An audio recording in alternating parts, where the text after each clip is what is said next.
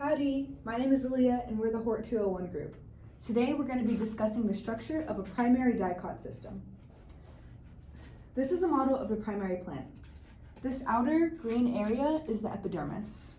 The epidermis on primary plants is a single layer of cells that make up the outer layer of all the plant organs.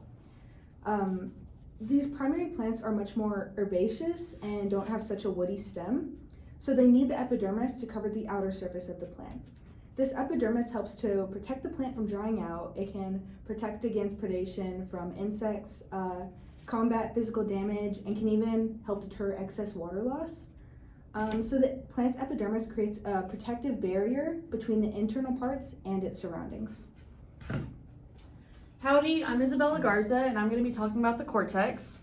The cortex is this ring of green between the epidermis and the vascular bundles.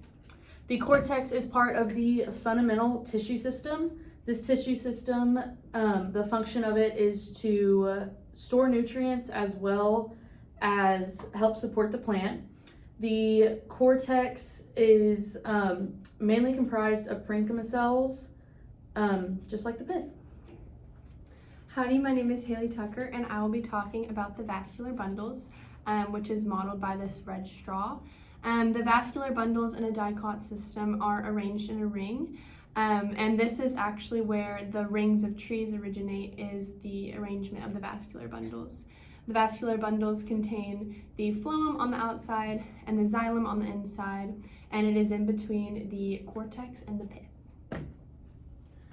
Howdy, I'm Alvarez, and I will be talking about the phloem. The phloem is located in the vascular bundle towards the outside of it. It allows water to be transported from the top of the plant down to the bottom. It's made of dead cells, which allows kind of like a hollow tube for the water to just flow out, hence the name. And you could attribute it to be almost like a vein in a plant where it just flows the already used stuff and the water and the waste down and out the plant. Howdy, I'm Pedro Chavez, and I'll be talking about the phloem. Xylem. So the xylem's main job is to transport water from down of the roots to the top to the leaves, so the plant can do photosynthesis. And the phloem is also found inside the vascular bundle next to the phloem. The main difference is that, unlike the phloem, the water has to go down from the roots to the top, and the cells are alive.